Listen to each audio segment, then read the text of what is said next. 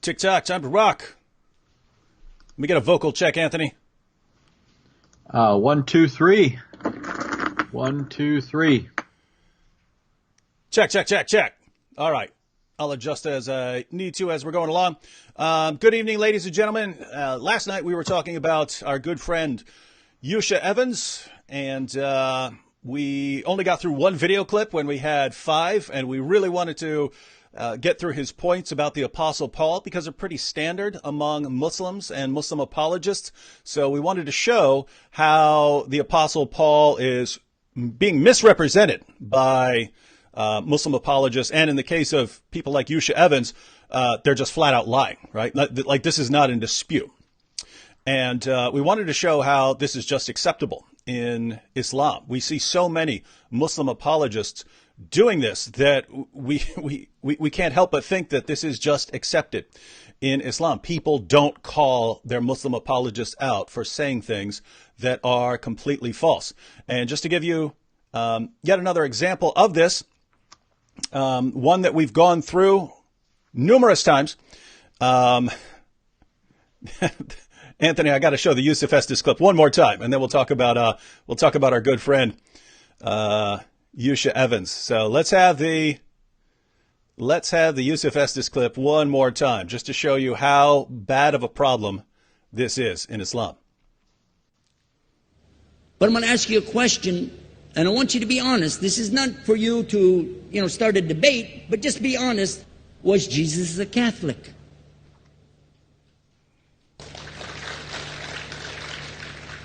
And it's not open to debate, so there's no point in opening that up because you know and I know he wasn't.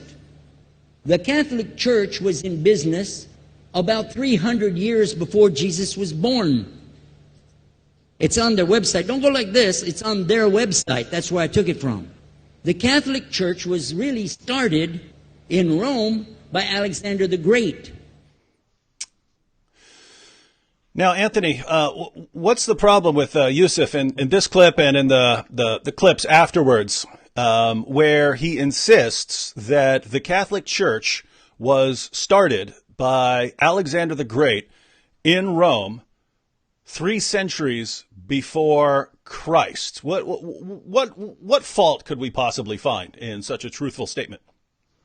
Yeah. The first fault that we would find with it is that Yusuf Estes claims to have been a Christian minister, and so what he's saying should be accurate. He's also claiming that he had good reason to leave Christianity and to accept Islam, and he's talking to a group of people who are not likely to check him out. So there's a lot of issues bound up just in that. But of course, all the statements that he's making are simply false.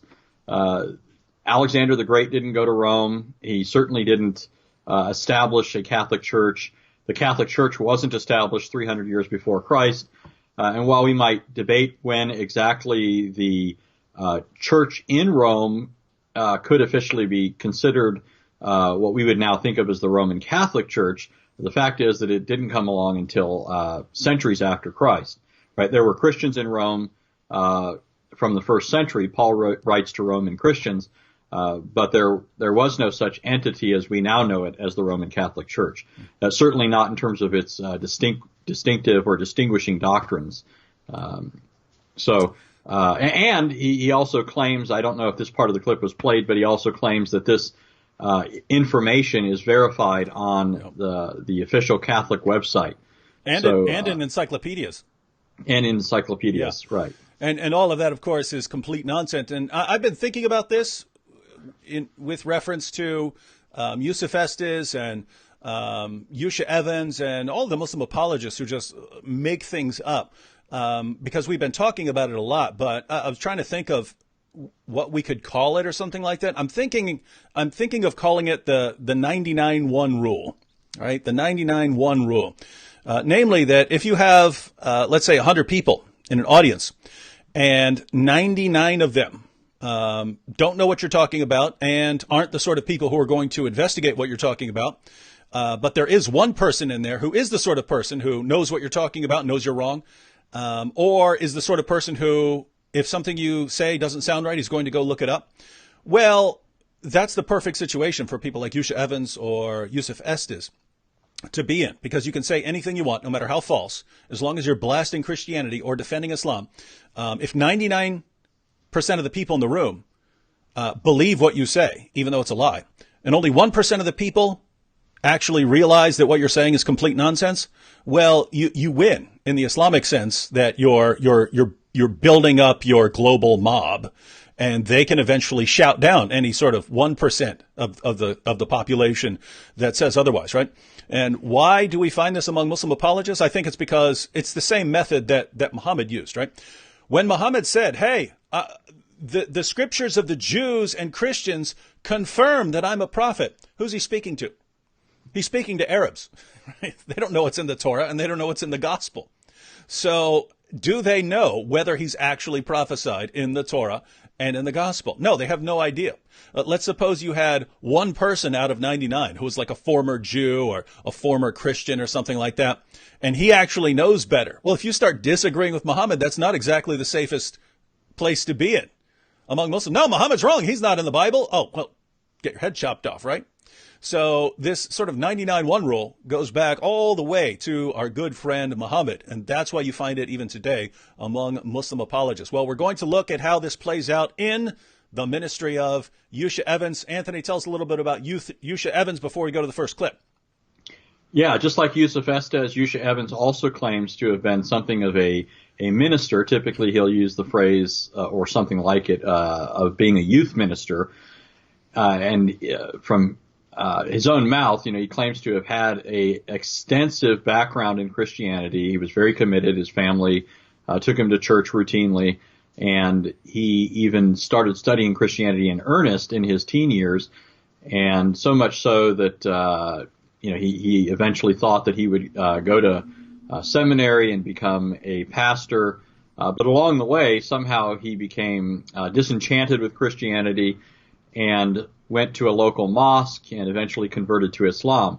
Now, when we listen to Yusha's lectures and we hear him say things about Christianity, we find out that his quote-unquote extensive background in Christianity and deep search into the Bible and Christianity in general, we find that his knowledge today is abysmal, and so we can only imagine what it was at the time he decided that Christianity was no longer something he could believe in.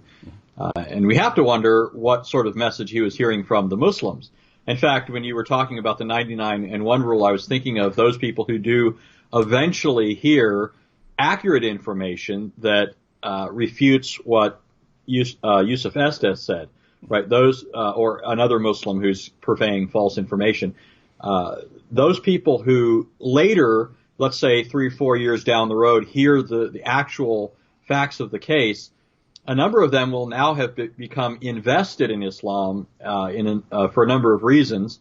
And, how many of them are likely to then say, okay, well, my original reasons for leaving Christianity and becoming Muslim were not good ones. A lot of them are going to continue to stay in Islam because now they will have found other reasons that may be equally bad, but other reasons that cause them to be committed to it. And so I think the rationale there, goes pretty deep, right? You can expect to dupe a lot of people, and even those who find out later, even among those, you're going to have people that are going to stay Muslims. Mm-hmm. And I've seen what you just talked about, that people become Muslims or believe something, and then later on they find out that it's not true, but by then it doesn't matter because they have other reasons. I've especially seen this among women converts to Islam, namely that they start talking to a Muslim man or someone else or some Muslim friends, and they tell her, hey, Muhammad was a champion of women's rights, and Muhammad was so wonderful, and the Quran is a great book for women, and blah, blah, blah. And they convert based on this. And then years later, when they've actually seen otherwise, they've learned otherwise, or they've learned that the reasons they were given for converting to Islam were all nonsense. And then you say, well, why don't you leave Islam? By then it's like, well, I've got three kids with my Muslim husband. What am I going to do? I'm going to leave the religion, and what's going to happen now? And so they have a massive psychological pressure on them to remain in line with Islam. And in the early Muslim community, and in certain places in the world today, it was even more extreme in the sense of if Muhammad came along and said, hey, I'm prophesied in the scriptures of the Jews and the Christians, and you converted to Islam, there's no checking out of that hotel, right? They would kill you. They would kill you if you left that religion once you've converted. And so once you've said, okay, I agree, it doesn't matter how false you see it as later, you will die. And so that is a tremendous incentive to stay in line once you've believed Muhammad on anything. And so that's the Islamic method since the time of Muhammad. Get people into Islam, into the fold of Islam by any means necessary, even if you have to spout complete, utter, total nonsense. Once they're in, you don't let them out. You kill them if you leave them out. That was Muhammad's method. And shouldn't be shocking today that we see something similar among Muslim apologists. I don't know if you've heard this. I remember a Muslim imam telling a story of a Muslim who was seeking to convert a Jewish guy who also happened to be a drunkard, according to the story. Yeah. You heard this one? Yeah. Go ahead. That's a good one. So according to the story, the Muslim tells the Jewish guy, hey, look, we believe all these things. You guys believe them too. We just additionally believe in Muhammad and so on and so forth. Eventually, the Jewish guy says, well, I'm not going to convert. And the Muslim says, why? And he says, because I drink and I hear that you guys don't allow people to drink. I may be getting some details of this wrong, but the basic point I think I'll get correct. But so the Muslim tells the Jewish guy, oh no, it's okay. You can become a Muslim. You don't have to stop being a drunkard. And so the guy says, great, so I'll convert. So he says his shahada, and then the Muslim guy tells him, okay, well, I was lying. You can't drink according to Islam. If you do drink, you'll be punished. Yeah. And so the guy I think they says, said well, they'd beat him. Yeah. Yeah, they'll beat you. And then the Jewish guy says, well, then, okay, I'll leave Islam. And he says, you can't leave Islam because if you leave, we'll kill you. Yeah. So, and this was a Muslim speaker bragging to a Muslim audience about how they dupe people into becoming Muslims. Again, this goes straight back to the time of Muhammad. Well, all right. So anyway, we wanted to get through 5 clips from Yusha Evans yesterday. They're all very short, ranging from probably 20 to 50 seconds. But we only got through one because we ended up interacting with a new Muslim friend in the comment section who was calling us liars, and we had a good bit of fun interacting with those comments. But we do want to get through all of these clips of Yusha Evans. Want to get through them, so we're going to go through them kind of rapid fire. I'll play a clip. I'll summarize very quickly what he just said. Anthony can give his response. I'll give any of my additional thoughts, and we'll go on to the next clip. We'll do that just so that we have a full response to this clip and some time to expose everything that Yusha said. So probably won't be interacting much with the chat, but there are plenty of Christians and Muslims over there now to be carrying on a conversation. But let's go ahead and check out the first clip, Anthony. And so this is our first clip of Yusha Evans, where he is asked about the Apostle Paul. What does Islam say about Apostle Paul? About what? Paul. What does Paul. Islam What does say Islam about say about Paul? Islam doesn't, there's no consensus message about Paul. But let me tell you about Paul. Paul is someone on the day of judgment I don't want to be anywhere near. First and foremost. I want to know what's waiting for him. But Paul is someone who I'm not sure, and no scholar that I've spoken to is sure, what happened with Paul. Was he a saboteur? Was he a saboteur in order to disrupt Christianity or what the followers of Jesus were doing from within? Or was he just fooled by Satan on the road to Damascus when he thought he saw Jesus? That we cannot answer, whether it was blatant or whether he was fooled. All right, Anthony. So Yusha there is asked about the Apostle Paul. Yusha says he doesn't want to be anywhere near the Apostle Paul on Judgment Day. Fortunately for Yusha, he won't be. Trust us on that one.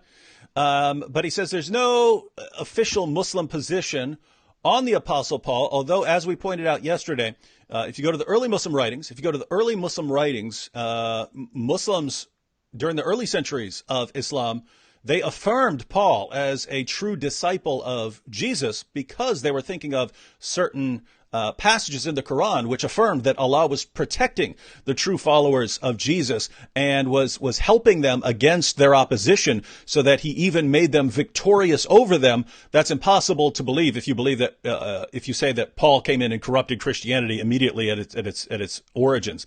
So the early Muslims, they would affirm the Apostle Paul as an authoritative disciple of Jesus Christ. Muslims today know more about the teachings of the Apostle Paul, and as I pointed out yesterday, Muslims have to blame the Apostle Paul because he's the only one they can blame, right? If you look at first century Christianity, the followers of Jesus were bowing down and worshiping him as Lord, celebrating his resurrection and proclaiming his death for sins as the only way to have peace with the Father. And if you look back at that, you say that doesn't line up with Islam at all. How is it that the Quran calls Jesus and his followers Muslims?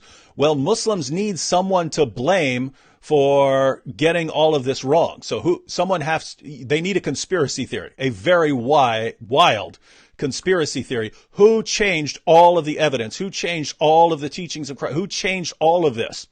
And they need someone in the first century, because we can trace these teachings back to the first century.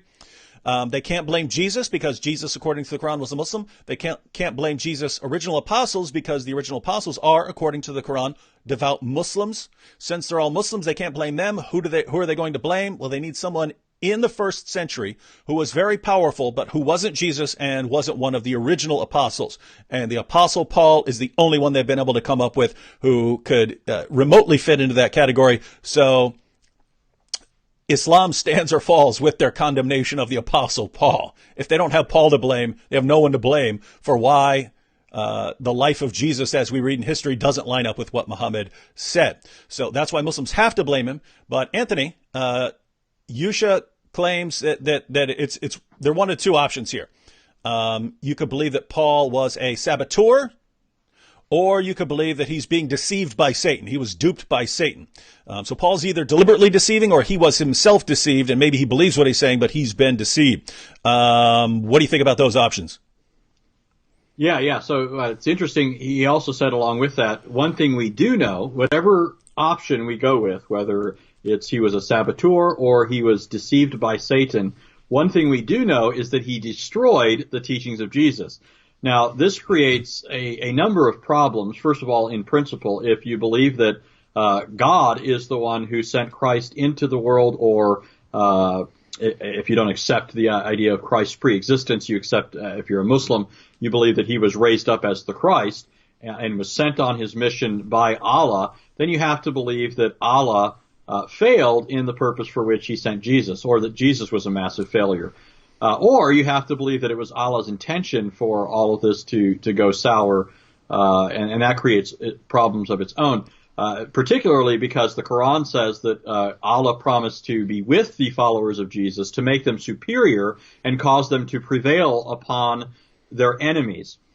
So there's a huge problem for Muslims if this is the case, that Paul was able to overcome the true followers of Christ and cause his teaching to trump the teaching of Christ and become the predominant expression of the Christian religion. Now, not only is this a problem just in terms of Islamic thinking, but there's nothing that we can read in the Apostle Paul that we can't see in the teaching of Jesus. Certainly in Paul we find application of Christ's teaching to things beyond the particular circumstances that we find in the Gospels, because Paul is taking the Gospel out into the world, but the message itself is the same. For example, the most important things that Muslims would claim that Paul distorted are, as you've pointed out already in the previous broadcast, the deity, death, and resurrection of Jesus. All of those things are found in Jesus. In fact, let me just read a few passages. I'll just focus on his death and resurrection. But in Mark chapter 8, it was Jesus himself who said, we're told in Mark 8:31, he began to teach them, the disciples, that the Son of Man must suffer many things and be rejected by the elders and chief priests and scribes and be killed, and after 3 days rise again. So this is what Jesus taught. Now, Muslims, of course, don't teach that, right? Surah 4:157 is most often taken as a denial of Christ's crucifixion. And if Christ wasn't crucified, then he couldn't have been raised. But Jesus taught this to his disciples, and what's interesting, when you read the whole account in Mark 8 or the parallel in Matthew 16, Peter initially objects to this. He thinks that this is impossible to think of as the way the Messiah would bring redemption and establish his rule. And so Peter rebukes Jesus, and Jesus says to Peter, "Get behind me, Satan." The reason this is interesting, of course, is because Jesus identifies as satanic the very opposition of Peter, which is essentially the Islamic view as well, right? And we know that after Christ was raised from the dead, Peter changes his mind, right? We might say that Peter converts from a nascent form of Islam to Christianity. He becomes a true follower of Christ. But by the way, did everyone catch the importance of that? Jesus says that he's going up to Jerusalem where he's going to be killed. Peter says, never, never. God will never let this happen to you. And Jesus' response is, "Get behind me, Satan." So Jesus calls the position that he's not going up to Jerusalem to die satanic, right? It is a satanic. Now, this isn't saying that Satan is speaking through Peter here, as if Satan is trying to oppose the work of Jesus. He just means he's blocking. He's trying to block Jesus. He's in the way. He's opposing Jesus' message and teachings. And Jesus calls it satanic. Well, guess what? Muhammad's objection is exactly the same to that of Peter. This is in the Gospels. Why is this relevant? Well, because Yusha is going to try and pit the Apostle Paul against Jesus, where it's Muhammad who's against Jesus, and it's Jesus who's calling Muhammad's position satanic for standing in opposition to it. Right. So when you look at for Yusha, the reason for saying these are the two options, he's either a saboteur or he was deceived, is because he's alleging, and he needs it to be the case, that Paul was perverting and purveying a false message regarding Jesus. Once that's taken out, then there's no reason to say these are our two options. Right? There's no reason to limit ourselves to those two options. But in any case, when we look at both of these options, we find that neither one of them are credible when we take into account the evidence. The idea that Paul was a saboteur, that he was somehow trying to undo Christianity by infiltrating it, turns out to be problematic because Paul ends up being too effective. Right, it's similar to when we say logically that a person's argument, if sound, would prove too much. Right, it'd prove more than they would want to be the case. Well, in an analogous fashion, the idea that Paul is trying to defend Judaism and sabotage Christianity by coming up with an entirely different message, which he ends up being incredibly effective at disseminating, so much so that it overtakes not only the Christian religion, but the Judaism that he was jealous to defend. That just, the whole idea is just absurd, right? Paul's message, as we pointed out, which is really the same as that of the other apostles, but his message is undeniably the one that comes to be embraced by the Roman Empire and throughout many parts of the world. And so the whole idea of Paul as a saboteur just doesn't work. Because remember, he's supposedly sabotaging Christianity because he's jealous to defend the truth of Judaism, which Christianity, in his mind, is corrupting. And so the idea of Paul as a saboteur simply doesn't work. As well, the idea that Paul was simply a deceiver, that doesn't work for a number of reasons. This idea could take one of two forms. He was either a deceiver in the sense that he was, Yusha didn't bring up the idea that he was a deceiver, but a saboteur. The other option is that he was deceived by Satan. And here the problem is that Paul doesn't show any of the marks of somebody who's deceived by Satan. He certainly doesn't disseminate a message that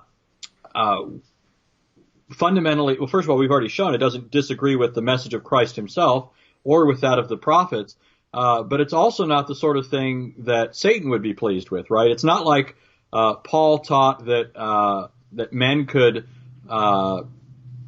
loot and pillage people and steal their goods. He didn't teach that men could multiply wives or steal women from other people that they've attacked and have relations with slave girls. He didn't teach that you could engage in what is effectively or is basically prostitution, right? Marrying a girl for a few days and then divorcing her just so you could have sex during that time period. But these are all the sorts of things we find in the case of Muhammad. Mm-hmm. And so if you're going to look, if you're going to say Paul's a deceiver, you need evidence for it. But we don't find that kind of evidence in the case of Paul. However, we do find that sort of thing in the case of Muhammad. In fact, we find more than that, right? Mm-hmm. We find that Muhammad appears, when you look at the gospel accounts of people being demon-possessed, all of the marks of demon possession are found in the case of Muhammad. When he received his revelations, he would fall to the ground, he would convulse, he would foam at the mouth, his eyes would roll back in his head, he would moan like a camel, we're told in the sources. He'd hear the ringing of bells in his ear or the buzzing of bees. These aren't the descriptions of a man who's receiving revelation. Mm-hmm. These are the descriptions of somebody who's either got a physical malady or he's, demon possessed. Mm-hmm. And, and if you look at the sort of big events in Muhammad's life, I mean, when he starts receiving his first revelations, he thinks that he's possessed by a jinn and he tries to hurl himself off a cliff. Later you had the incident of the satanic verses where Muhammad was promoting polytheism and said that it's okay to pray to 3 pagan goddesses, and eventually he's called out on it, supposedly by the angel Gabriel, and comes back and says that Satan sort of stepped in during the revelation. So Muhammad's getting a revelation from Gabriel, and Satan is able to slip in there and give him a false revelation. And so, according to that, Muhammad couldn't even tell the difference between a revelation from God and a revelation from Satan, but he admittedly received revelations from the devil. Yusha is here saying, we don't know if Paul may have been deceived by the devil. According to Islam, Muhammad was deceived by the devil. That's according to Muslim sources. Later, he starts walking around having delusional thoughts and false beliefs, and eventually he snaps out of it after a period of somewhere between 6 months and 2 years, and says that a Jewish magician cast a spell on him, giving him these delusional thoughts and false beliefs. So you could actually cast a spell on Muhammad to give him delusional thoughts and false beliefs. So wherever you go, you find evidence that there are spiritual problems with Muhammad. You don't find that with the Apostle Paul, right? The Apostle Paul is casting out demons. So totally different category. All right. So go ahead. I'm just thinking, this just occurred to me, but you'll be familiar with the hadith where it refers to the fact that everybody is assigned a jinn, right? And this jinn whispers bad things to him, right? But Muhammad claimed that the jinn that was assigned to him was commanded to be silent or something to that effect, which is interesting now when you think about the fact that Satan's allowed to come along, because Satan is a jinn, right? So Satan is allowed to come along and he's not prevented from duping and deceiving Muhammad, the very person who would have to be protected from Satan. And more than that, since Jibril is supposedly giving the revelation, apparently Satan overpowers him too. He's able to cast his word on Muhammad's tongue, subverting Gabriel's efforts to convey Allah's message. Mm-hmm. All right, well, let's go ahead and check out the next clip from our good friend Yusha, and we'll see if he does better here in round 2 than he did in round 1. That we cannot answer, whether it was blatant or whether he was fooled. But one thing we do know is he destroyed the teachings of Jesus. He told people to break the law. In Galatians, he commanded them to break the law. He said the law is cursed, and Jesus was cursed on behalf of it to remove it from us. And Jesus said anybody who breaks the law and tells someone to break the law, they are the lowest person in the kingdom of heaven. All right, Anthony. So we had Yusha there giving some clips about Paul ordering his followers to break the law. Jesus said that anyone who breaks the law or orders people to break the law is lowest in the kingdom of heaven. So what do you got here? How are you going to reconcile that? How are you going to reconcile those claims of Paul with the teachings of Jesus? Yeah. Well, there are several problems here, and hopefully all the Christian listeners are aware of this, and after we speak, the Muslims will be as well. When the New Testament uses the term law, it doesn't always use it in the same way, and this possibly accounts for why some people make mistakes, not mistakes as big or as bad as what we just heard from Yusha Evans, but sometimes people are confused on how the term law is being used. For example, sometimes the word law is just used to refer to the canonical books, the first 5 books of the Old Testament, the books of Moses. And in that sense, the idea that Paul is denigrating or castigating or in any way speaking against the law is patently false, right? Paul, his entire message is that Jesus is the one proclaimed by the law, that Jesus is the one spoken of by Moses and all the other prophets. So the idea that Paul was opposing that can't be the case. But when Yusha says that Paul is telling people to break the law, it seems like he's using the term law in the sense of the commandments of the law. And here again, we still have to make a distinction because there's a difference in the Old Testament between what we would call moral laws and ceremonial laws and even judicial laws. But just working in terms of those first two, Paul most clearly, did not teach that people should break those moral laws that God had given. The moral laws are a reflection of God's own character, which is unchanging. And as a transcription of God's character, the idea that you can violate those and do so with impunity and so forth, that's as contrary to Paul as it is to the entire Old Testament. In fact, let me just, he said, for example, that the law is Paul said, the law is a curse. Let me read to you what Paul actually said about the law, and here specifically speaking of its moral requirements. He says, we know that the law is spiritual, but I am carnal, sold under sin. Here what he's doing is he's making a contrast between the law, which in fact prior to that he says the law is good, right? In fact he goes on to say the law is spiritual, the law is good, and several other positive adjectives to describe the law. But he says the law is good, the law is spiritual. The problem isn't with the law, the problem is with me, right? I'm fallen, I'm sinful, I have a heart that's not fully righteous. And so, and he's not just talking about himself, he's using himself as a representative example of all people. All people by nature are fallen, and so the law is opposed to us in that sense, right? We don't love the law, we don't want to keep the law, we don't have the power to keep the law. And so what Paul's doing here is he's setting up the argument for the necessity of Christ to come into the world and save us, which he explains, he's explained earlier, and he'll explain more in the next chapter. But the point is that Paul is not saying that the law in terms of its moral requirements is bad. He's saying we're bad, and because we're bad, the law is opposed to us. And this is what Paul is developing further in the book of Galatians. When Paul says that everybody is under a curse, he's saying that everybody is cursed by the law because we violated the law, right? Violation of the law necessarily incurs guilt, which brings with it punishment. And so Paul is saying everyone who has not kept the law is under a curse, but Jesus has come into the world in order to take that curse upon himself, which is what he did by dying on the cross.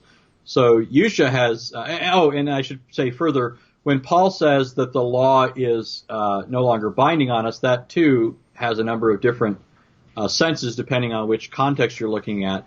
But one thing that's clear is that Paul is saying Jesus fulfilled the typological or ceremonial aspects of the law, and we're no longer under those things at the very least, right? We're no longer obligated to go to the temple, perform sacrifices, or observe the dietary restrictions of the Old Testament, and some of the other things that are related to that.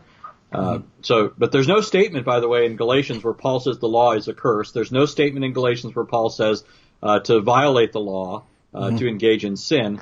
There's simply none of that in the book of Galatians or anywhere else in Paul. So we would normally, if some Muslim on the street said that, we might think, here's a person who just doesn't know what he's talking about. But since Yusha claims to really know what he's talking about and to really be an expert on these issues, we have to conclude that he's just making things up and doing so deliberately, right? Because the alternative is ignorant, and Muslims don't want to say that he's ignorant here. Right. And so, guys, hope you caught all that. But basically, in effect, if you're talking about the law as the scriptures and so on, or the law and the role that they had, Paul affirms those things. The distinctions that are made in the writings of Paul and in the New Testament in general. One, are you made righteous by the law? Does following the law make you righteous? There, Paul says no. So if you are pursuing the law as a path to being with God for eternity, what was the point of Jesus dying for sins? Right? What's the point? If you can be righteous on your own through the law, why does Jesus die on behalf of sins? And guess what? It's exactly what Jesus said, that he has come to lay down his life as a ransom for many. So that's what Jesus says. So how is Jesus out of line with the Apostle Paul here? And the other thing, as Anthony pointed out, the ceremonial laws, especially if you're talking about Gentiles. Do Gentile believers have to keep the Old Testament dietary laws or these other restrictions? The response is no. What are you talking about? Do you think that by going and doing those things, you're going to be made righteous? That this is how you get close to God? Have you even heard the gospel that was preached by Jesus and his followers? Were you paying attention? So Paul talks about the law in this context. It's not going to get you to heaven. That's not how it works. Jesus died for sins. As far as this meaning that you can go and do whatever you want, that's absolute nonsense. That's a Muslim myth. So we have to give Yusha a couple strikes for this, but it's only going to get worse for him from here on. So let's go ahead and check out the next clip from our former Christian youth minister, Yusha Evans. So Paul either was a saboteur or he himself was fooled and duped. But even when Paul met the disciples of Jesus, when he met Barnabas, they had a falling out because Barnabas said, hold on a second. What you're teaching is not what I heard from Jesus, and I saw the man myself. Now, this is just very interesting, especially for those of you who've read the New Testament. He just claimed that Paul had a falling out with the disciples of Jesus, especially Barnabas. And when Barnabas met Paul, heard what he was saying, Barnabas' response was, hey, I knew Jesus. This is not what Jesus taught. Oh, man, matter of fact, let's go ahead and listen to that clip one more time. I want you to, because it's only 20 seconds long. Pay attention to what he says about Paul's falling out with Barnabas and the reason and what Barnabas said, according to Yusha Evans here. So Paul either was a saboteur or he himself was fooled and duped. But even when Paul met the disciples of Jesus, when he met Barnabas, they had a falling out because Barnabas said, hold on a second. What you're teaching is not what I heard from Jesus, and I saw the man myself. So, Anthony, Barnabas responded to the Apostle Paul, what you're teaching does not line up with Jesus. I knew the man myself. And so that was the basis of their falling out. Now, Anthony, that's not what I recall reading about the split between Paul and Barnabas at all. Yeah, not only that, notice that he says this, the way he presents it is, this is Barnabas's initial reaction upon meeting Paul, right? This isn't even something that takes place later. This is their first encounter. But what's interesting is this is from Acts chapter 9, verse 26. This comes after Paul has had his Damascus Road experience. He's been baptized, and other events have taken place.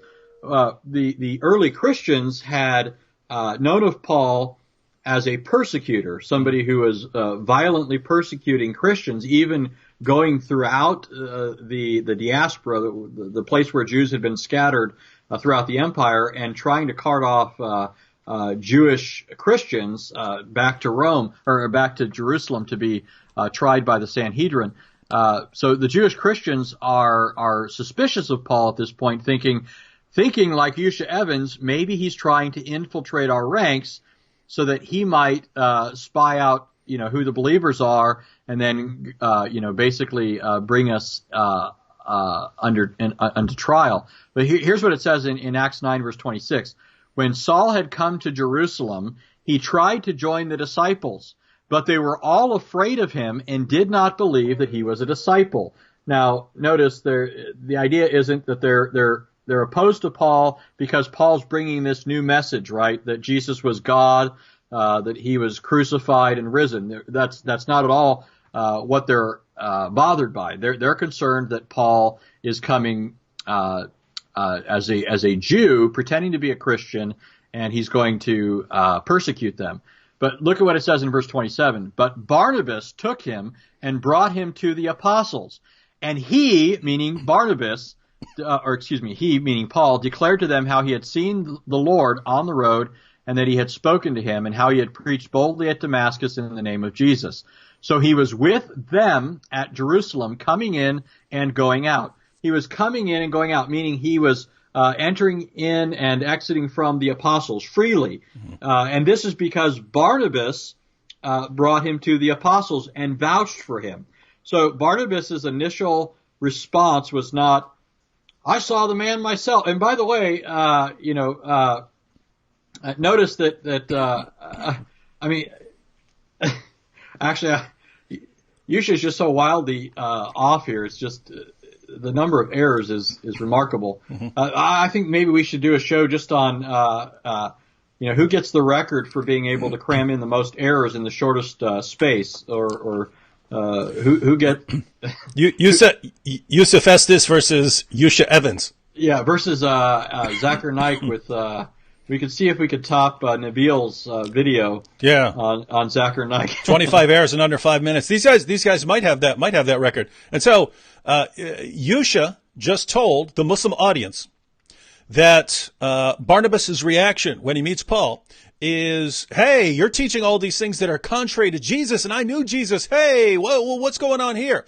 When Barnabas is actually the one that brings Paul into the fellowship of the believers, right? Because they're worried that Paul is there to try and maybe come in and kill them because he's a persecutor. And Barnabas is the one who vouches for him, brings him in so that he can enter the Christian fellowship. Very, very different from what Yusha is saying. Now, Anthony, don't Paul and Barnabas end up as companions on their missionary journeys, going around preaching the gospel, starting churches? Don't they end up? It's very strange if Barnabas's first reaction to Paul is, "Way, you're a deceiver. I don't know where you got this stuff from." Yeah. In fact, Acts 13, if I can pull it up here, shows that Paul and Barnabas were both chosen by the church at Antioch, and I'll just read the verses. But verse 1 says, "Now in the church that was at Antioch, there were certain prophets and teachers, including Barnabas, Simeon, who was called Niger, Lucius of Cyrene, Manaen, who had been brought up with Herod the Tetrarch, and Saul," or Paul. "As they ministered to the Lord and fasted, the Holy Spirit said, 'Now separate to me Barnabas and Saul for the work to which I have called them.' Then, having fasted and prayed and laid hands on them, they sent them away." So now notice this brings in not only that Paul and Barnabas once again are shown to be companions, but it shows that the apostles and the early Christians received Paul, and so much so that they're laying hands on them and saying that the Spirit is the one who's directing them, not only to lay hands on them, but to do so in officially commissioning them to go out and spread the gospel. And so Barnabas is in fundamental agreement with Paul, and so are the early Christians. Now we do know that there was eventually a split, right, between Barnabas and the Apostle Paul, but I feel like I remember reading that we know exactly what they split over, and that it's absolutely nothing to do with Paul's views of Jesus. Is this correct? Yeah. So in Acts 15, we're told that this is long after their missionary journey that we just read about, when they're commissioned by the church at Antioch. sometime during their labors, Mark was involved with them. And for those that don't know, according to Colossians 4:10, Mark was the cousin of Barnabas. So Barnabas and Mark have familial ties. Both, of course, were early Christians. But sometime during their missionary labors, Mark was with them, but had broken off. He didn't continue with them in their missionary labors. And Paul was. So basically, they're on a missionary journey, which back then was really, really tough, right? You're going on boats, you're going through dangerous regions, people are getting sick, you've got diseases and so on. Eventually, Mark says, I can't go on here, guys, I'm taking off, right? Right. In effect. Right. Yeah. And we don't have all the details of it. There's different possible scenarios that could enter in. But the fact is that Mark, as David said, he doesn't continue with them, and this leaves a sour taste in Paul's mouth. At least, we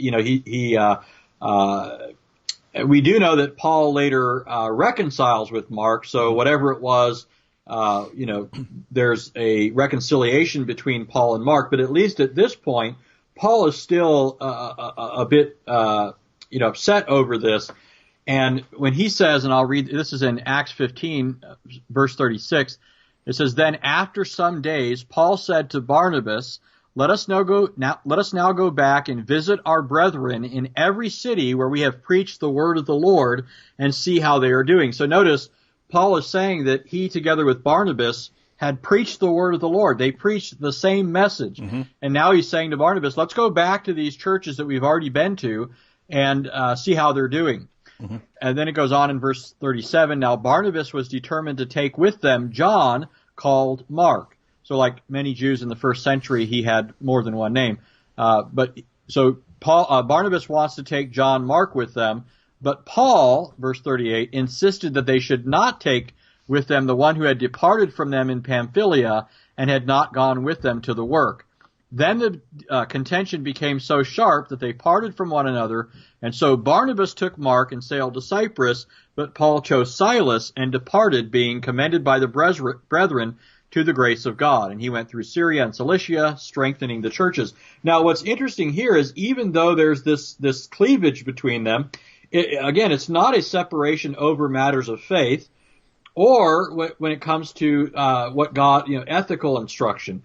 They're disagreeing over whether Mark is a reliable person to take with them as they travel back to these churches.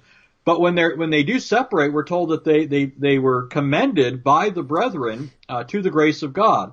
So both of them just basically go in different directions to continue the same work that they had been engaged in together previously. So just to be clear, Paul and Barnabas did have a falling out for a time.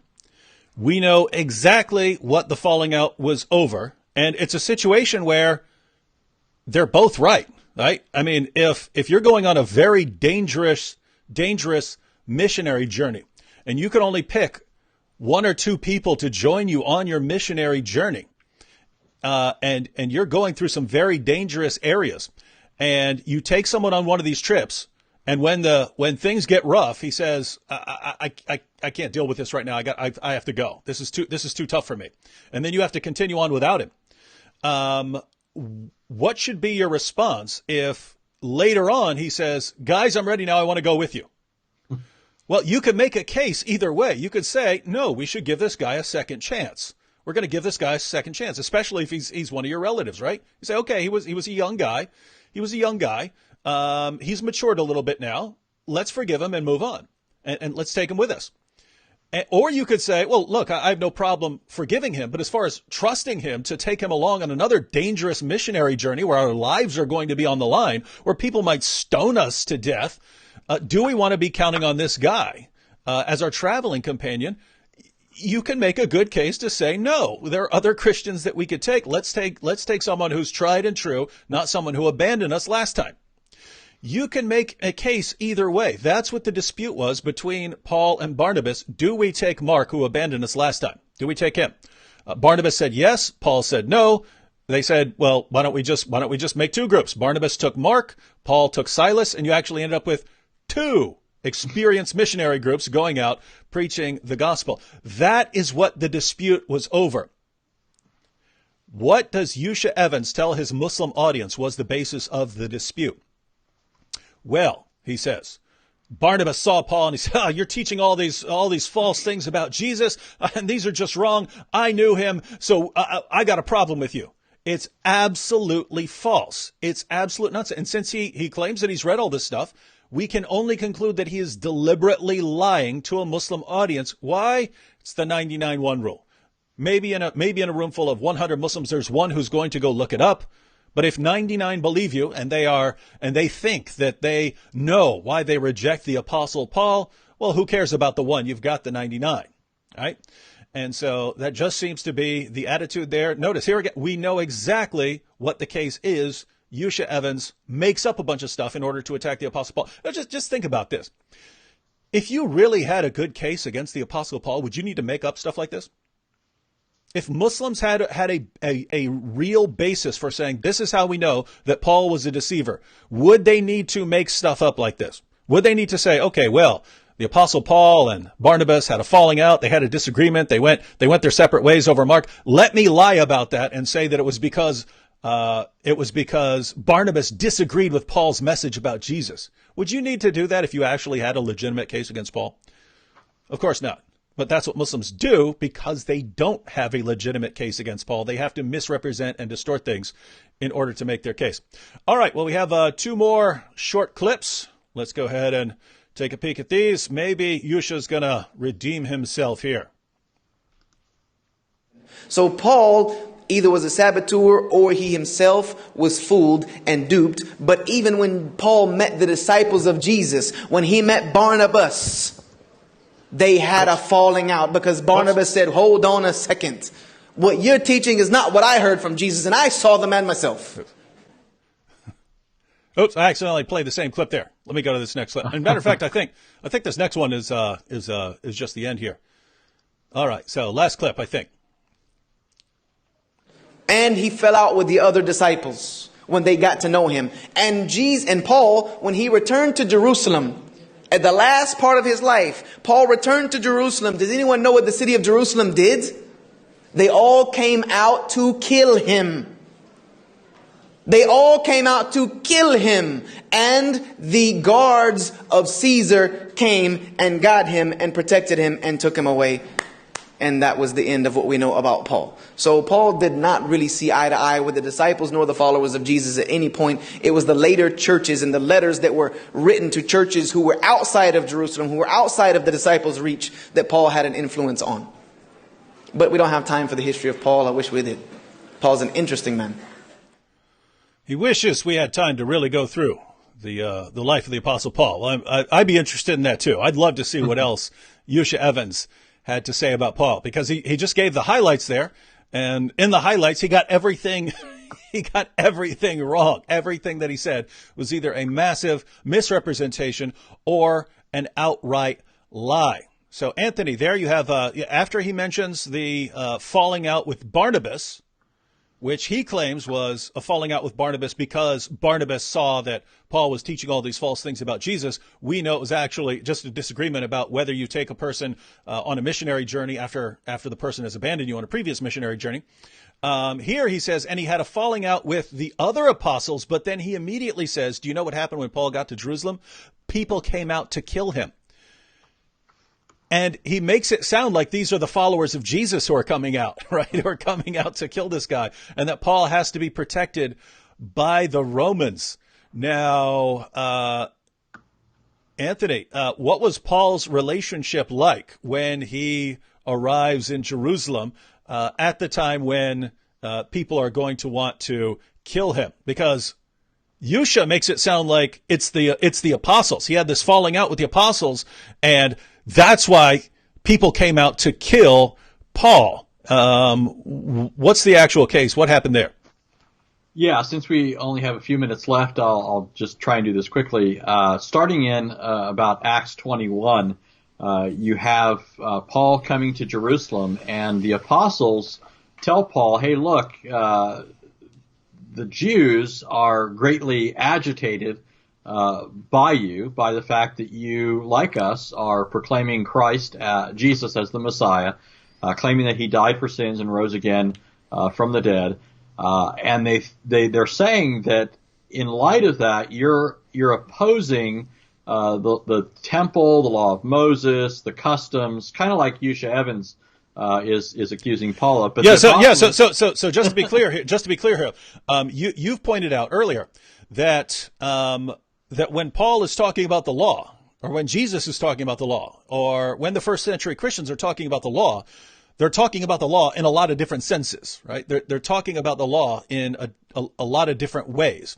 And so the idea is, if you say the law can't do this, like the law can't bring me salvation or something like that, people can misinterpret that to think you mean you're condemning the law in all these other ways or something like that. And that's exactly what Yusha Evans does. But we see that people in the first century did the exact same thing. People misinterpreted Paul. And go ahead and continue. Well, and you know what's interesting there? This even further proves the consistency of Paul's teaching with that of the apostles and the other Christians and the Lord Jesus. Because remember, when Paul was there, present at Stephen's death, the charge against Stephen was that he was speaking against the temple, speaking against the law, because he proclaimed in Jesus the fulfillment of the law and the prophets. He claimed in Jesus the fulfillment of everything that the temple and everything else stood for. And so this was interpreted by the Sanhedrin as opposition to the law of Moses. But what was it that Jesus was accused of at his trial? Remember, it's the same thing. He's going to destroy the temple. He's opposed to the temple and all this stuff. And this, of course, is a misinterpretation of Jesus saying in John 2 that he is the embodiment, the fulfillment of what the temple stood for. Remember in John 2, the Jews come to Jesus and they say, what sign do you show us of your authority? And he says, destroy this temple and in 3 days I'll raise it up. And they take his teaching that he is the true temple and distort it into a fundamental opposition to the institutions that God had established and so forth, rather than recognizing that what Jesus is saying is, hey, look, guys, this is a visible picture of God's plan. Remember the temple itself. There's a lot that could be said here, but the temple itself was the place where God promised to dwell in the midst of his people. And what the Old and New Testaments tell us is that was a picture of a reality yet greater than that God was directing things toward. And Jesus is claiming to be that reality. He claims to be the embodiment of what the temple stood for. He is God dwelling among us.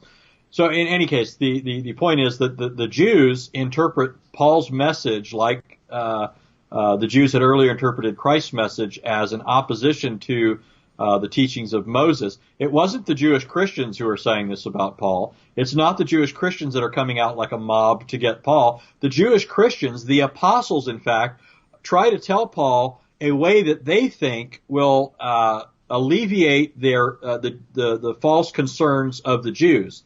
Right? They tell Paul to do several things, to take several steps, so that the Jews will realize, no, Paul is not trying to subvert our customs and the sorts of things that we're suspicious of.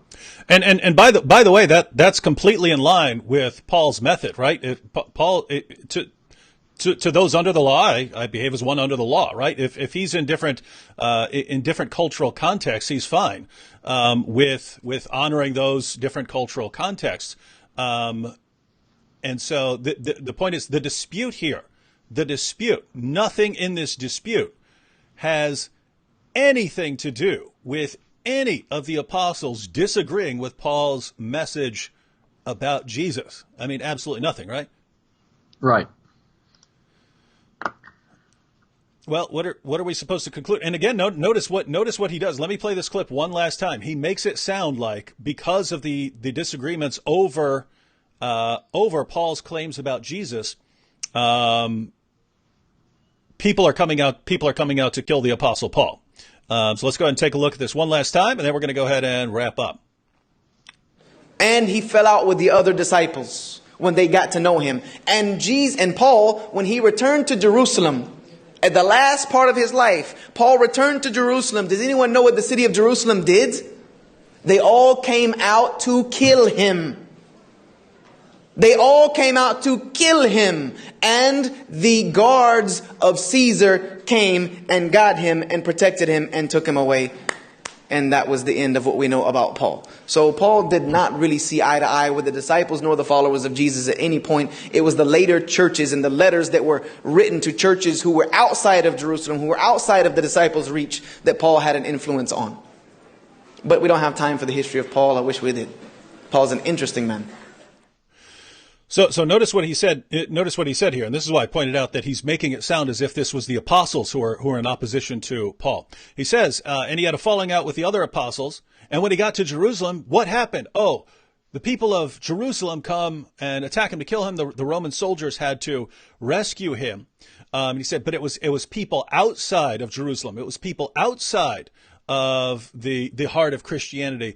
Those people Paul was able to convince to listen to him, but not the people there. So he makes it sound like those people are in complete opposition to him. The early Christians were in complete opposition to him. He doesn't say that it was the people who rejected Jesus who came out, because they're viewing him as a traitor, right? They're viewing him as a traitor to the law and Moses by affirming Jesus as the fulfillment of the law and the prophets. They're viewing him as a traitor. They're coming out against him.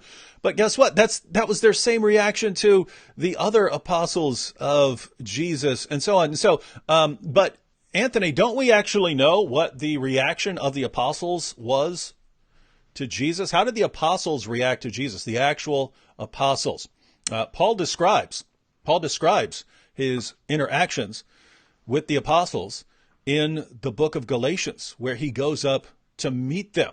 What happened? Did he go up there and they said, well, Paul, you're teaching a lot of false things. We got a lot of problems with what you're saying. And so we can't have fellowship with you, buddy. You're off limits. We're anathematizing you. What was the reaction? Yeah, well, what's interesting, though, is that this falls in that same period of time when Paul was working closely with Barnabas, right? In Acts chapter 9, he commends Paul to the apostles. It's later in Acts 15 that you read about the rift over whether they should take Mark with them or not. But there's no rift over the doctrinal issue that was being discussed at the Jerusalem Council in Acts 15, which is what Paul is referring to in Galatians.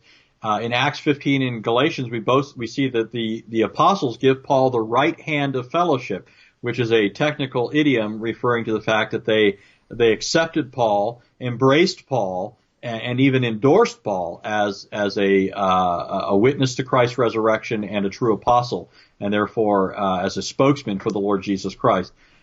So the apostles accepted Paul, and the apostles, like you said, also suffered the same kind of opposition by the Jews in Jerusalem. Now, there's some difference there because living in Jerusalem, the apostles would have there wouldn't have been much question about whether or not what to do with these guys in terms of their relation to Jewish customs, right? Mm-hmm. Living in Jerusalem, they weren't in contact with Gentiles all that much, and questions that would have been of concern to Jews wouldn't have really arisen in their case.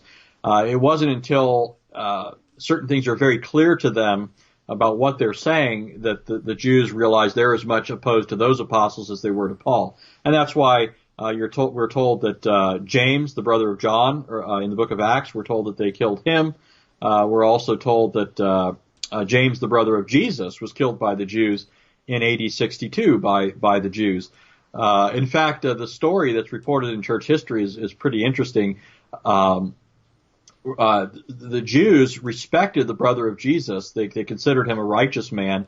And at one point, people were proclaiming Jesus, and they wanted James to go up to the top of the temple and tell the people that what these people are saying is false. But what happens is, this is the tradition. James goes up to the top of the temple and instead proclaims Jesus and says he sees Jesus seated at the right hand of God, just like Stephen did, and then he's thrown from the temple and he's beaten when he falls to the ground. Mm-hmm. Anyways, but the point is that the apostles received the same treatment at the hands of the Jews that Paul did, only in Paul's case, it happens in connection with his Gentile activity, right? He's making efforts to spread the faith among the Gentiles. And this was especially irksome to Jews, because they had long taught that, their customs required an absolute separation between them and Gentiles. All right, so once again, Yusha Evans has to completely misrepresent and distort things in order to attack the Apostle Paul. Now, ladies and gentlemen, we played his entire response to the Apostle Paul. So he's asked, "What about the Apostle Paul?" His response is, "I don't want to be anywhere near that guy on Judgment Day. Here's why." And everything he then says is either highly misleading or completely false. Why? Why would you have to do that? Well, I have my theory, and my theory is that Muslims need someone to blame. They have to blame someone for why our records of Jesus don't show him affirming Islam. They show him affirming his death for sins, his resurrection, and his divine nature. That's what we find the early disciples affirming as well. That's what generation after generation after generation of Christians, starting from the time of Jesus, that's what they affirm. But that's not supposed to be the case if these guys were devout Muslims preaching Islam. So you have to blame someone. You need to blame someone. The Apostle Paul is kind of the last guy that Muslims can blame. He's the last, he's all they've got, right? You can't blame Jesus. He was a Muslim, according to Islam. You can't blame his original followers. They were Muslims, according to Islam. So you have to blame someone, and why not blame the Apostle Paul? But there's a problem here. And the problem is, namely, that the Apostle Paul is more reliable and trustworthy than Muhammad in every conceivable way you could compare them. And I did an entire video series on this. Right after we finish broadcasting, I'll post the link to the entire playlist in the comments section. But basically, I went through and I compared Paul and Muhammad in every way I could think of. Every way I could think of these, I could compare these guys. And Paul won. Paul turned out to be more reliable, more trustworthy than Muhammad in every way. Let me just give you the summary real quick. I'll read you the summary, and as far as the full details, you can go ahead and check out that series. So we have much earlier records for Paul's life than for Muhammad's life. Paul was a brilliant scholar. Muhammad was an illiterate 7th century caravan trader. Paul knew the Old Testament backwards and forwards. Muhammad wouldn't know the Old Testament from a phone book. Paul was a contemporary of Jesus. Muhammad was born more than 5 centuries later in a different country. Paul spoke all of the relevant languages for understanding Jesus in the context. Muhammad spoke none of the relevant languages. Jesus sent Paul as an apostle, but condemned Muhammad as a false prophet. Paul tested his revelations. Muhammad didn't test his revelations, even when Allah told him to. Paul's message and authority were confirmed by Jesus' original apostles. Jesus' original apostles condemned Muhammad's teachings as the teachings of an antichrist. Muhammad's other revelations about historical figures destroy his credibility. Paul's don't. The historical method supports Paul's view of Jesus and refutes Muhammad's view of Jesus. Muhammad's teachings were heavily influenced by paganism. Paul's weren't. Muhammad's message flowed directly from his surroundings and his psychological state. Paul's message required a radical transformation. Muhammad lived a morally reprehensible life. Paul didn't. Paul confessed his sins and repented. Muhammad justified his sins and continued in them. Muhammad's revelations were self-serving. Paul's weren't. Paul's revelations made him a better person. Muhammad's revelations made him a worse person. Paul endured greater persecution than Muhammad. Muhammad was spiritually disturbed. Paul wasn't. Paul performed miracles. Muhammad didn't. Paul died an honorable death as a martyr. Muhammad died a disgraceful death as a false prophet. The Quran affirms the reliability of Paul, but Paul condemns Muhammad. Muhammad's message self-destructs. Paul's doesn't. Muhammad's message insults Jesus. Paul's message honors Jesus. Muhammad's message insults God. Paul's message honors God. If any of that's not clear, you have to actually watch the video. And apart from all of that, there's no problem, right? Yeah. if you set that aside, there's yeah. And so notice if you actually line up Paul and Muhammad and compare them and say who's more reliable here, Paul wins in every possible way. And when you put all the reasons together, one side of the scale drops to the floor, right? So that's why Muslims have to misrepresent Paul and lie about him. That's why Muslim apologists have to do this. You can't give an honest portrayal of Paul and then expect people to reject him and to affirm Muhammad. You can't do that. So you have to be dishonest about him, and that's just life. All right. So Anthony, any concluding thoughts here on Yusha Evans and Paul? And then I'm going to take one comment just because someone keeps posting it over and over again, and then we'll go and wrap up. No, just that Yusha Evans yet again shows that Islamic apologists don't seem to have the same high standards when it comes to critiquing Christianity. Even if Yusha didn't know that what he was saying was false, and I think he does, because there's a lot of reasons to think that he should know it. The fact is he can't possibly know that what he was saying was true, right? There's nothing that would justify saying what he said. So it's obvious that he's either just making it up knowingly, or he's saying things not knowing that it's true or not. Yeah, so we don't have to say saboteur or duped by Satan. We can say ignorant or deceptive. It's one or the other. Yeah. But in either case, whether he's ignorant, he doesn't know what he's talking about, or he's deceptive, he's deliberately misleading people, he does know what he's talking about, but he's a liar, why in the name of common sense would he be your go-to guy to learn about Christianity? He either doesn't know what he's talking, Muslims, he either doesn't know what he's talking about, or he's lying. In neither case should you be listening to him. But guess what? That seems to be their favorite kind of person to talk about Christianity. We either want someone who's totally ignorant and just keeps spouting complete nonsense, or we want someone who's lying to us and just keeps spouting complete nonsense. But either way, we want something who's spouting complete nonsense. Under no circumstances do we want someone who's going to tell the truth. Interesting stuff. All right. What's our question? All right. Well, I'm saying this because he keeps posting this over and over again, like he's got some awesome objection. Truth alone says, and why do these guys always name themselves like Truth Alone or something like this? Right? they're trying to convince themselves, like Muhammad. You are the prophet of Allah. Why don't we praise those who killed Jesus for us so that we could have salvation? Now, notice, according to Christianity, the people who crucified Jesus, you had various kinds of groups there. You had the Romans who were crucifying him for political reasons. You had the Jewish leaders who wanted him crucified because of claims that he was making. And but God was using all of this for our salvation. So he says, why don't we praise those who killed him? And he keeps asking this over again. Why aren't you praising them? Why aren't you praising them if that was the means of salvation? Now think about this. So following truth alone's. Oh, go ahead. What is it? Oh, I'm going to say there's an irony here. Yeah. Because remember, Paul says that, when we sin, God is gracious, right? When people turn to the Lord, he's gracious to forgive our sins. Mm-hmm. And so our sin, ironically, ends up glorifying God. Mm-hmm.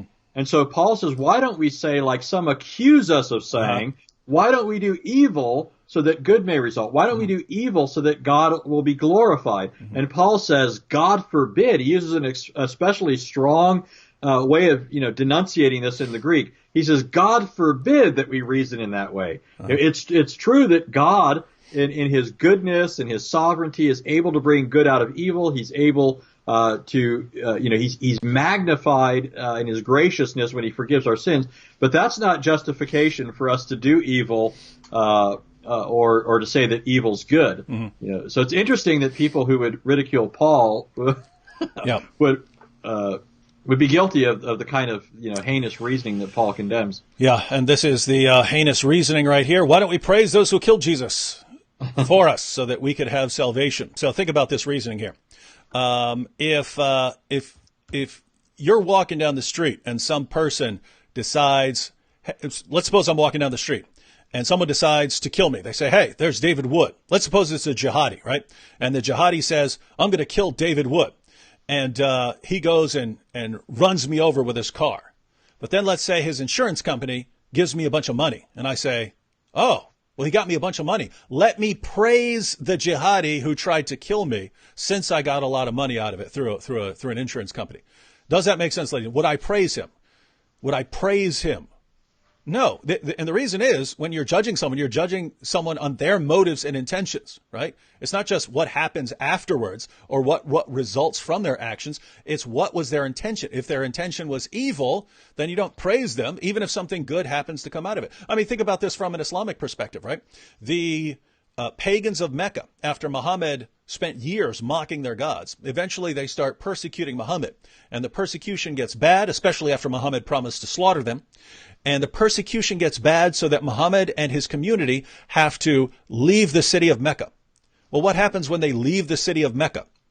Well, they go to Medina, where Islam takes on a political role, massively expands, and then they're able to take over Arabia and conquer Mecca. So from an Islamic perspective, the consequences of that decision, of the persecution, namely Muhammad going out and building a political empire, from an Islamic perspective, that was good. In fact, Muslims date their calendar from the time Muhammad leaves Mecca and goes to Medina. That's how significant it was to them.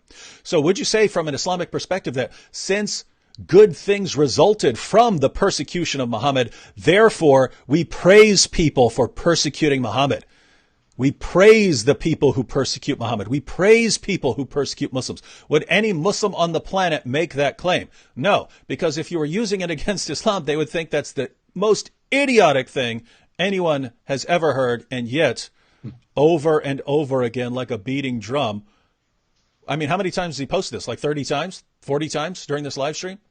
And previous live streams, I'm assuming? Why don't we praise those who killed Jesus, even though their intentions were to kill him in order to reject the things he said, or kill him out of political expedience? Let's praise them because God used it for good. Absolutely silly reasoning, but what should we even be surprised when we have apologists like Yusha Evans and Yusuf Estes giving these guys their actual thinking about these issues? All right, well, that's about it for this live stream. We wanted to keep this one as short as possible, just so people could just focus on checking out Yusha Evans' claims about the Apostle Paul and see how dreadfully short they fall, and to maybe ask themselves why their apologists are like this, why they end up with apologists who lie to them. And think about the 99-1 rule. Think if that is an accurate way of describing the Islamic apologetics method. I see, Anthony, you got something you want to reply to there. Well, I don't know if you want... Salmon Player's back. He says, David, that's the fallacy of faulty analogy. You can't... Guys, we've talked repeatedly about here. We've talked repeatedly on here about... trying to use fallacies when you don't even know what you're talking about with the fallacies, right? No, you don't know what you're talking about, right? I used a version of a reductio ad absurdum, right? I used a version of that. Namely, I said, here's your reasoning. Now let me show you how it leads to something ridiculous or absurd that you can then see. So you can see how ridiculous or absurd it is, and therefore you're going to hopefully reject your initial claim, right? So the claim is, well, since good resulted, according to Christianity, since good resulted from Jesus' crucifixion, why not praise the people who deliberately and maliciously crucified him, thinking that they were doing evil to him? And all I did was say, okay, if that's your reasoning, let me show you how absurd it is by giving you another scenario. Applying the exact same reasoning so that even you guys should see how ridiculous it is. If you're going to say that, then you're going to say, well, God used the persecution of Muhammad by the pagans. He used it for good to establish Islam and make it even more powerful. Therefore, you should praise them for their persecution of Muhammad. Exact same reasoning. Every Muslim here should immediately recognize, oh, that is really stupid reasoning. That is the stupidest reasoning I've ever seen in my life. Therefore, we shouldn't use that against Christianity. But what's the actual response? The actual response is, no, of course that reasoning would be stupid over here, but we don't want to drop any argument against Christianity, no matter how stupid it is. So we want to insist on continuing to use it. So let's just pretend we understand logical fallacies and go from there. All right. Anything else, Anthony? No, I'm sure he's going to say something, but that could go on ad infinitum. Yeah, he always does. All right, ladies and gentlemen, thank you for joining us again tonight. We had over 700 people here. It's starting to fall now because I said we're going off right now. But we'll be back this coming week. Sam will be back during the week sometime. Anthony will be back next Friday. So we've got some awesome topics coming up. And again, I've mentioned this before. If you guys have clips from Muslim apologists like this one from Yusha Evans that you'd like us to respond to, in general, the shorter the better. It doesn't have to be 10 seconds, but don't send us like an hour and a half long lecture and say, hey, respond to this.